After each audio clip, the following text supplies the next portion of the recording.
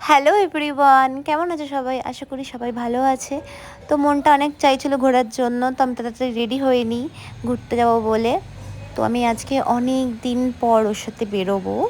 তো চলো এই তাড়াতাড়ি করে রেডি হয়ে বেরিয়ে পড়ি। তো আমি দেখিও বাড়ির নিচে চলে এসেছে, তো আমি তাড়াতাড়ি করে ওর সাথে চলে যাই। তো যাওয়ার পর আমার মনে পড়লো যে রাস্তায় সত্যি ঠান্ডা আছে, আর আমরা যেই জায়গায় যাচ্ছি সেখানে তো আরও বেশি ঠান্ডা থাকবে। দেন ও আমাকে জোর করে আবার বাড়ির নিচে নিয়ে গেল, গিয়ে বললো যা ওপর থেকে চাদর নিয়ে আয়, নাহলে আমি যাব না। তো আমি তাড়াতাড়ি করে চাদর নিয়ে চলে আসলাম, যেহেতু আমাকে বলে আজকে বিরিয়ানি খাওয়াবে। তো একটু এইটুকুনি করাই যায় বিরিয়ানির জন্য। তো যাওয়ার সময় দেখছি একটা জায়গায় এত লোকজন জমাট আছে একটা ঝামেলার জন্য। মানুষ এখন কি হয়ে গেছে, একটু ঝামেলা হলেই কাজ বাজ ছেড়ে সবাই ঝামেলা দেখতে ব্যস্ত হয়ে যায়, মানে ভিড় করেই গোল হয়ে যায় যে ঝামেলা হচ্ছে কী হচ্ছে কী হচ্ছে, বাপরে বাপ এত মানুষের টাইম। তো তারপর ও চলে যায় ব্যাংকে ও টাকা জমা করার জন্য। দেন আমি খুব বোর হচ্ছিলাম, যে ও তো ভেতরে চলে গেছে, আমি বাইরে ছিলাম। তো আমি দেখছি আমার স্কিনটা কি গ্লো করছে, দেখতে পাচ্ছ? মানে অসাধারণ লাগছে স্কিনটা। আমি কিন্তু কোনো মেকআপ করিনি, ঠিক আছে?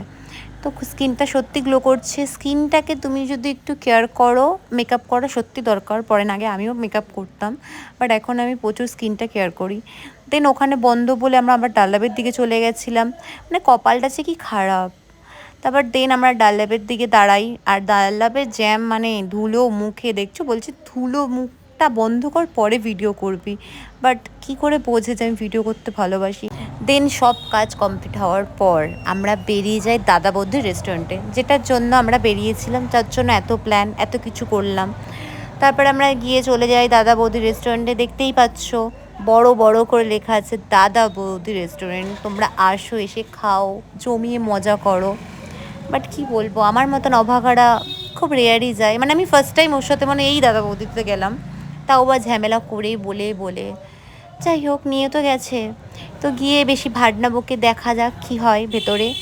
তো ভেতরে গিয়ে দেখছি ও মাই গড, ভিড়ে ভিড়। মানে কালকে কী বার ছিল, মঙ্গলবার হবে, মঙ্গলবার বুধবার অত মনে পড়ছে না। ওই দিনও ভিড়, মানে ভেতরে যা বসার জায়গা নেই, তার জন্য আমাদের ওয়েট করতে হবে। তো গিয়ে কথা বললো যে কতক্ষণ লাগবে, ওরা বললো বসুন, ফাঁকা হয়ে গেলে আপনাদের ডেকে দেবে।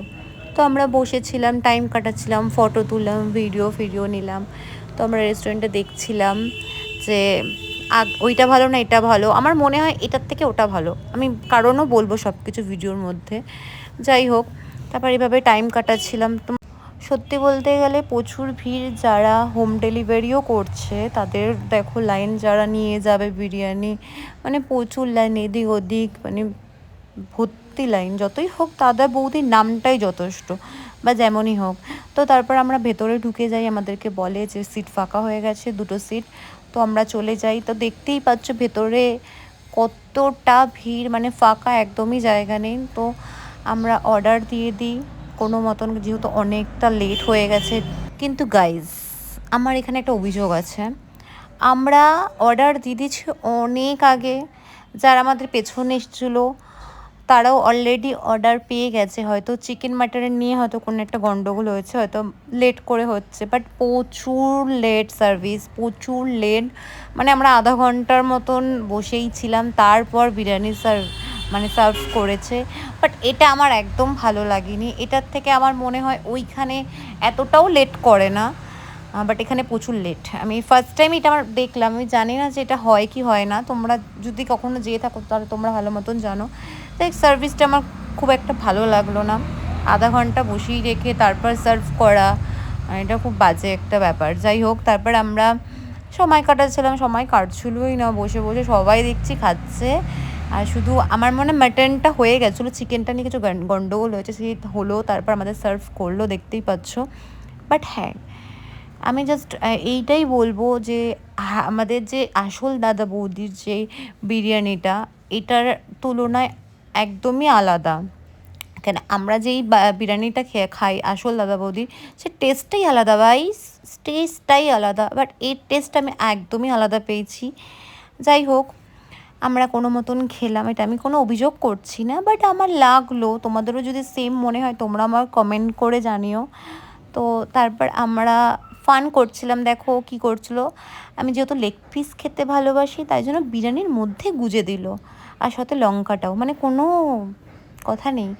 তো দেখছো মাটন আমার ফেভারিট, তো মুখে দিলাম জাস্ট, আমি হয়ে গেলাম, যেহেতু আমি মাটন লাভার।